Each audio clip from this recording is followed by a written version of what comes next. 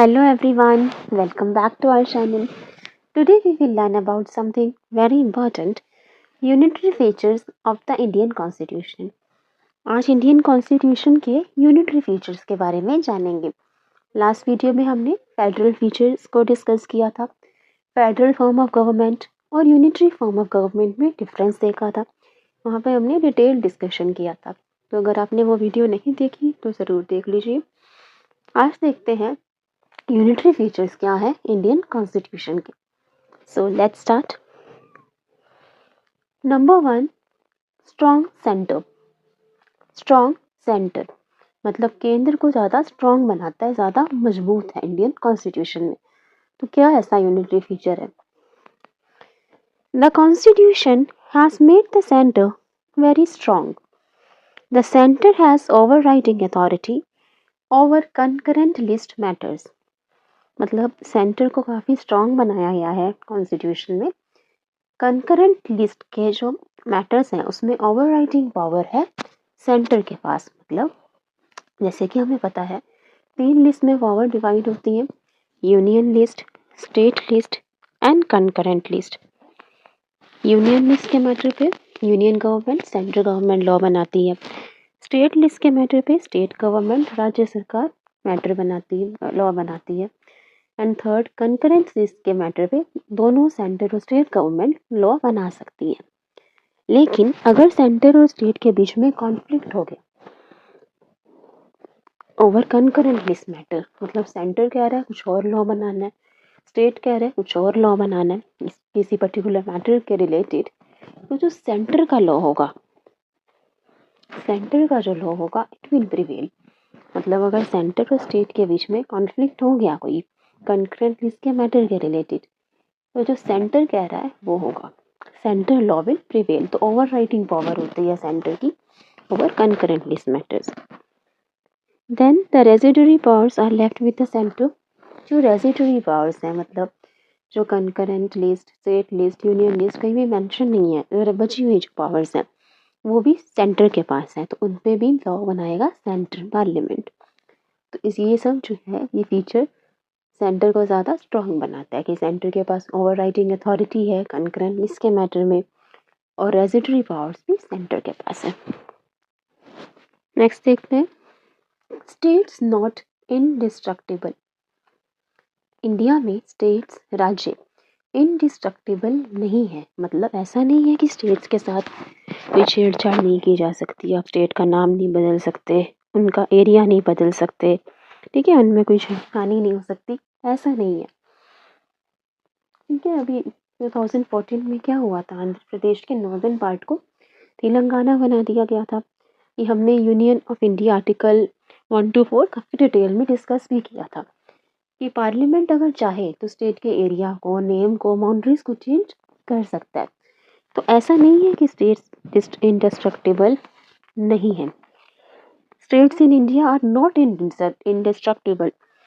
The parliament can change the area, boundaries, name of any state by simple majority. Parliament simple majority से state का area, ठीक है, उसका नाम, उसकी बाउंड्रीज को चेंज कर सकती है. मतलब स्टेट्स में चेंज किया जा सकता है. Indian federation is an indestructible union of destructible states. मतलब स्टेट्स डिस्ट्रक्टिबल है, उनमें चेंजेस किए जा सकते हैं, छेड़छाड़ की जा सकती है. लेकिन यूनियन इनडिस्ट्रक्टिबल है. मतलब जो भारत का संघ है, जो भारत की यूनियन है, वो इनडिस्ट्रक्टिबल है. अब ऐसा नहीं है कि कोई भी स्टेट इंडिया के यूनियन से अलग हो सकता है. क्या कोई स्टेट इंडिया के यूनियन को छोड़ सकता है, उससे अलग हो सकता है? नहीं, ऐसा नहीं हो सकता. तो यूनियन इनडिस्ट्रक्टिबल है लेकिन स्टेट्स डिस्ट्रक्टिबल है. मतलब स्टेट्स भी हम चेंज कर सकते हैं, उनका एरिया, बाउंड्रीज, नेम चेंज कर सकते हो, लेकिन कोई स्टेट यूनियन से अलग नहीं हो सकता. अगर कोई स्टेट का है कि मुझे यूनियन से अलग हो गए, इंडिया से अलग हो गया, अपना एक अलग कंट्री बना देंगे, तो ऐसा नहीं हो सकता. ठीक है, so India is a indestructible union of destructible states. Next देखते हैं, सिंगल कॉन्स्टिट्यूशन. और भारत में एक ही संविधान है, सिंगल कॉन्स्टिट्यूशन है. भारतीय संविधान एक ही है जो हर राष्ट्र पे हर राज्य में लागू होता है, हर यूनियन टेरिटरी में वही कॉन्स्टिट्यूशन चलेगा, हर स्टेट पे वही कॉन्स्टिट्यूशन चलेगा। अब ऐसा तो नहीं है कि गोवा का अलग कॉन्स्टिट्यूशन होगा, दिल्ली का अलग कॉन्स्टिट्यूशन होगा। एक ही जो इंडिया का कॉन्स्टिट्यूशन है, जो भारतीय संविधान है, वो पूरे भारत में लागू है। The constitution of India applies to the centre, the whole nation and all states of India. जो भारत का संविधान है, जो इंडिया का कॉन्स्टिट्यूशन है, वो पूरे सेंटर पे लागू होता है, पूरे राष्ट्र पे लागू होगा, सभी राज्यों पर लागू होगा। स्टेट्स कैन नॉट फ्रेम और have their separate constitution. State अपना अलग से कॉन्स्टिट्यूशन नहीं बना सकते और उनका अलग कॉन्स्टिट्यूशन नहीं हो सकता। एक जो इंडियन कॉन्स्टिट्यूशन है वो सब पे लागू है, सबको मानना होगा। कोई भी राज्य, कोई भी स्टेट अपना अलग कॉन्स्टिट्यूशन नहीं बना सकता। नेक्स्ट है इमरजेंसी प्रोविजंस, आपातकाल की स्थिति। इसमें क्या होता है, 3 टाइप्स ऑफ इमरजेंसीज होती हैं, 3 तरह की इमरजेंसी है। National emergency, state emergency and financial emergency. 3 तरह की इमरजेंसी लगाई जा सकती है। During an emergency the central government becomes more powerful and states go into the direct control of the centre. Emergency के टाइम पे क्या होता है, सेंट्रल गवर्नमेंट ज़्यादा पावरफुल हो जाती है, सारे जो डिसीजंस है वो सेंट्रल गवर्नमेंट लेती है, क्योंकि इमरजेंसी की सिचुएशन है, नॉर्मल सिचुएशन तो है नहीं। तो उसमें सेंटर को ज़्यादा पावरफुल बना दिया जाता है, पूरा कंट्रोल सेंटर के पास आ जाता है और स्टेट्स भी उसके कंट्रोल में आ जाएंगे। तो जो सेंटर का डिसीजन होगा वो फाइनल है, वो स्टेट्स को भी मानना होता है। It converts the federal structure of the constitution into a unitary one without formal amendment of the constitution.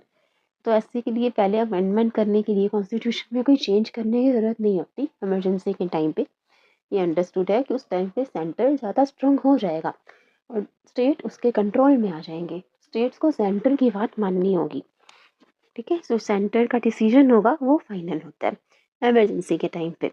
जो स्टेट लिस्ट के भी मैटर्स हैं उन पे भी सेंटर लॉ बना सकता है, क्या, और वही जो फाइनल डिसीजन सेंटर का ही होता है। उस टाइम पे स्टेट्स उसके कंट्रोल में आ जाती है सेंटर के। नेक्स्ट देखते हैं सिंगल सिटीजनशिप। सिंगल सिटीजनशिप, अब इंडिया में सबके पास सिंगल सिटीजनशिप है, भारत की नागरिकता है। ऐसा तो नहीं है कि हर राज्य की अलग नागरिकता होगी, भारत की अलग नागरिकता है। पंजाब की अलग सिटीजनशिप है, इंडिया की अलग सिटीजनशिप। गुजरात की अलग सिटीजनशिप, इंडिया की अलग सिटीजनशिप। ऐसा नहीं है, एक ही सिंगल सिटीजनशिप है इंडिया में, एक ही नागरिकता है। Indian citizens have single citizenship of India. भारतीय नागरिकों के पास एकमात्र भारत की ही नागरिकता है। Citizens can not have separate citizenship of the state in which they are born. अगर कोई ऐसा कहे कि मेरा जन्म, मेरा बर्थ इस स्टेट में हुआ है, इस राज्य में हुआ है, तो मुझे वहाँ की सिटीजनशिप चाहिए, तो ऐसा नहीं हो सकता। अगर आप इंडियन हो तो आपके पास एक इंडिया की ही सिटीजनशिप होगी, किसी स्टेट की अलग सिटीजनशिप नहीं होती। There is only single citizenship in India. India में सिंगल सिटीजनशिप का ही कंसेप्ट है, ठीक है। पूरे भारतवर्ष की एक ही नागरिकता होगी, कि हर राज्य की अलग नागरिकता नहीं हो सकती। नेक्स्ट है इंटीग्रेटेड जुडिशरी। इंटीग्रेटेड जुडिशरी ये क्या कहता है, the Indian constitution has established an integrated judicial system in which the Supreme Court is at the top and the state high courts below it. तो इंटीग्रेटेड जुडिशरी यही कहता है कि integrated judicial system है जिसमें सुप्रीम कोर्ट टॉप पे है, उसके नीचे हाई कोर्ट, फिर उसके नीचे सबऑर्डिनेट कोर्ट है। जुडिशियल सिस्टम इंटीग्रेटेड है, मतलब ऐसा नहीं है कि सेंटर के लिए अलग जुडिशरी होगी, स्टेट के लिए अलग जुडिशरी होगी, एक ही जुडिशरी है, जुडिशियल सिस्टम है, जिसमें सबसे ऊपर होता है सुप्रीम कोर्ट और उसके नीचे हाई कोर्ट, फिर हाई कोर्ट के नीचे आ जाते हैं सबऑर्डिनेट डिस्ट्रिक्ट कोर्ट। ये है इंटीग्रेटेड जुडिशरी। नेक्स्ट है integrated audit machinery. Integrated audit machinery, the controller and audit general of India CAG audits the account of not only the center but also those of the states। जो controller और audit general है India के, वो सिर्फ centre के ही accounts audit नहीं करते, states के भी अकाउंट ऑडिट करते हैं। But his appointment and removal is done by the president without consulting the state. लेकिन उनका जो अपॉइंटमेंट किया जाता है, उनकी नियुक्ति की जाए या उनको रिमूवल किया जाए, उनको अगर हटाया जाता है उनकी पोस्ट से, तो वो प्रेसिडेंट करते हैं और उसमें स्टेट की इंटरफेरेंस नहीं होती। तो सीएजी जो है वो अकाउंट तो ऑडिट दोनों के करते हैं, सेंटर के भी स्टेट के भी, लेकिन उनका जो अपॉइंटमेंट और रिमूवल है वो प्रेसिडेंट करते हैं। Appointment is removal is done by the president without consulting the state, और उसमें स्टेट का कोई इंटरफेरेंस नहीं होता। ठीक है, नेक्स्ट है अपॉइंटमेंट ऑफ गवर्नर, राज्यपाल की नियुक्ति। Appointment of governor, the governor who is the head of the state is appointed by the president. Governor जो हेड ऑफ द स्टेट है, राज्य के जो प्रमुख हैं, हेड हैं, is appointed by the president. उनको अपॉइंट कौन करता है? प्रेसिडेंट, राष्ट्रपति। ही holds office during pleasure of the president. During pleasure of president वो अपना पोजीशन होल्ड करते हैं जब तक प्रेसिडेंट चाहे। He acts as an agent of the centre. वो एक सेंटर का एक एजेंट की तरह काम करते हैं। उनका अपॉइंटमेंट भी प्रेसिडेंट करते हैं। During as per the pleasure of the president, he holds position during the pleasure of president, and also he acts as an agent of the center के एजेंट की तरह वो काम करते हैं। तो ये सब फीचर सेंटर को ज़्यादा स्ट्रॉन्ग बनाते हैं। ठीक है, नेक्स्ट है veto over state bills. Veto over state bills, the governor can reserve some bills passed by the state legislature for consideration of the president। कई ऐसे बिल जो स्टेट लेजिस्लेचर से पास हो चुके हैं, स्टेट लेजिस्लेचर, हम पार्लियामेंट की बात नहीं कर रहे, स्टेट लेवल पे स्टेट लेजिस्लेचर की बात कर रहे हैं। तो जो बिल स्टेट लेजिस्लेचर से पास होके गवर्नर के पास गए हैं अप्रूवल के लिए, उनको अप्रूवल गवर्नर देंगे। तो स्टेट लेजिस्लेचर से पास होके जो बिल गवर्नर के पास गए हैं, गवर्नर उन बिल को रिजर्व कर सकते हैं, उनको रोक सकते हैं। Governor can reserve some bills passed by the state legislature for consideration of the president. की पर प्रेसिडेंट को दिखाएंगे, तो उसके लिए वो स्टेट लेजिस्लेचर से जो बिल पास होकर उनके पास गए हैं उनको रोक सकते हैं कि एक बार हम प्रेसिडेंट से अप्रूवल लेंगे। The president can withhold assent to such bills. President उन बिल को रोक सकते हैं, रिजेक्ट कर सकते हैं। President enjoys absolute veto over state bills. तो स्टेट बिल्स के लिए प्रेसिडेंट के पास एब्सोल्यूट वीटो है, मतलब प्रेसिडेंट उन बिल्स को जो स्टेट लेजिस्लेचर के पास होके गवर्नर पास आए थे, गवर्नर ने प्रेसिडेंट के लिए रखे थे उनको दिखाने के लिए, तो प्रेसिडेंट चाहे तो उन्हें रिजेक्ट कर सकते हैं। Can withhold assent to such bills, उनके पास एब्सोल्यूट वीटो पावर है उस केस में। इसमें स्पेशल एक भी पावर होती है, प्रेसिडेंट इन बिल्स को एक बार ही नहीं दोबारा भी वापस भेज सकते हैं। नॉर्मली क्या होता है, जब प्रेसिडेंट के पास कोई बिल आता है अप्रूवल के लिए, तो प्रेसिडेंट के पास 3 ऑप्शन होते हैं, या तो उसको वो अप्रूव कर दें, to give his assent to the bill, to withhold his assent, उसको रिजेक्ट कर दें, मना कर दें, और resend the bill for reconsideration, और दोबारा बिल वापस भेज दें पार्लियामेंट के पास कंसिडरेशन के लिए कि एक बार दोबारा इस पर विचार करना चाहिए। लेकिन जो स्टेट बिल्स हैं उसमें प्रेसिडेंट को 2 बार भी उसे दोबारा वापस भेज सकते हैं। Enjoy absolute veto over state bills.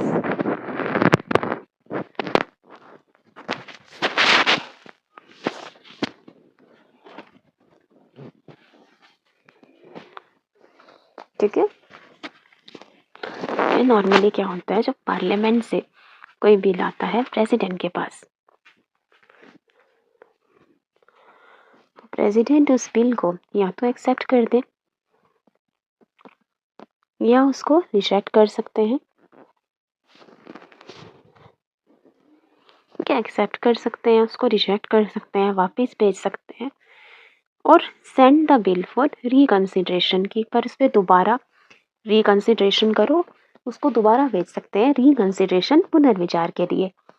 लेकिन जब रिकंसिडरेशन के बाद वो बिल प्रेसिडेंट के पास वापस आता है, रिकंसिडरेशन हो गई, उसके बाद जब बिल प्रेसिडेंट के पास वापस आता है तो प्रेसिडेंट को उस बिल को अपना अप्रूवल देना पड़ता है। मतलब प्रेसिडेंट ने एक बार तो बिल वापस भेज दिया पार्लियामेंट के कि रिकंसिडरेशन करो, रिकंसिडरेशन होने के बाद दोबारा बिल वापस आ गया प्रेसिडेंट के पास, तो उस केस में उन्हें अप्रूवल देना पड़ेगा उस बिल को। लेकिन स्टेट बिल के केस में ऐसा नहीं है। स्टेट बिल में क्या हुआ, एक बार तो प्रेसिडेंट ने उसको रिजेक्ट कर दिया, वापस भेज दिया, ठीक है, या तो प्रेसिडेंट ने उसको एक्सेप्ट कर लिया या फिर रिजेक्ट करा या दोबारा भेज दिया रिकंसिडरेशन के लिए। तो रिकंसिडरेशन के लिए जब दोबारा बिल आया प्रेसिडेंट के पास स्टेट लेजिस्लेचर के, तो दोबारा भी उसे वापस भेज सकते हैं। पार्लियामेंट बिल में दोबारा वापस नहीं भेज सकते। अगर रिकंसिडरेशन के लिए एक बार भेज दिया, रिकंसिडरेशन के लिए एक बार भेजा, दोबारा नहीं भेज सकते। लेकिन स्टेट बिल्स में रिकंसिडरेशन के लिए एक बार बिल भेज दिया तो दोबारा भी भेज सकते हैं, ठीक है, रिकंसिडरेशन 2 बार भेज सकते हैं बिल को। तो ये होता है veto over state bills.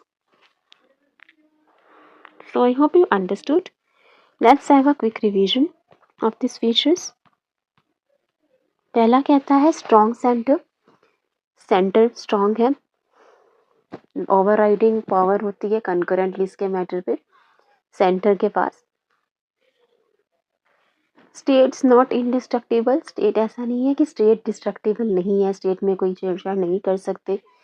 Parliament simple majority के साथ स्टेट का एरिया, स्टेट का नेम, स्टेट की बाउंड्रीज को चेंज कर सकते हैं, ऐसा हुआ भी है। सिंगल कॉन्स्टिट्यूशन है इंडिया में, एक ही संविधान है जो पूरे भारत में लागू होता है। इमरजेंसी प्रोविजन, इमरजेंसी के टाइम पे सेंटर स्टेट से ज़्यादा स्ट्रांग हो जाता है। सिंगल सिटीजनशिप, भारत में एक ही नागरिकता है भारतवासियों के पास, भारत की नागरिकता।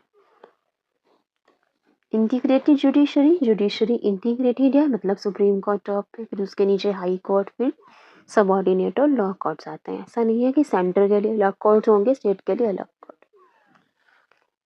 इंटीग्रेटेड ऑडिट मशीनरी है, कंट्रोलर और audit general of India centre और स्टेट दोनों के अकाउंट ऑडिट करते हैं, लेकिन उनकी अपॉइंटमेंट और रिमूवल प्रेसिडेंट के थ्रू होती है। अपॉइंटमेंट ऑफ गवर्नर, गवर्नर जो हेड ऑफ द स्टेट हैं, राज्यपाल, उनका अपॉइंटमेंट प्रेसिडेंट करते हैं, वो एक सेंटर के एजेंट की तरह काम करते हैं, तो ये भी सेंटर को ज़्यादा स्ट्रॉन्ग बनाता है feature. Veto over state bill, governor president के कंसिडरेशन के लिए बिल को रिजर्व कर सकते हैं। प्रेसिडेंट के पास एब्सोल्यूट वेटो होती है स्टेट बिल्स के लिए, वो इसे एक बार नहीं 2 बार भी वापस भेज सकते हैं। नॉर्मली बिल्स को पार्लियामेंट के से जो पास होते हैं वो एक ही बार वापस भेज सकते हैं रिकंसिडरेशन के लिए, फिर दोबारा जब वापस आता है तो प्रेसिडेंट को अप्रूवल देनी होती है। लेकिन स्टेट बिल्स के केस में 2 बार एब्सोल्यूट वीटो की पावर का यूज़ कर सकते हैं। रिकंसिडरेशन के लिए एक बार बिल भेजा, फिर दोबारा वापस आया तो दोबारा रिकंसिडरेशन के लिए उसे भेज सकते हैं। So I hope you like it and understood. Thank you. Thanks for watching.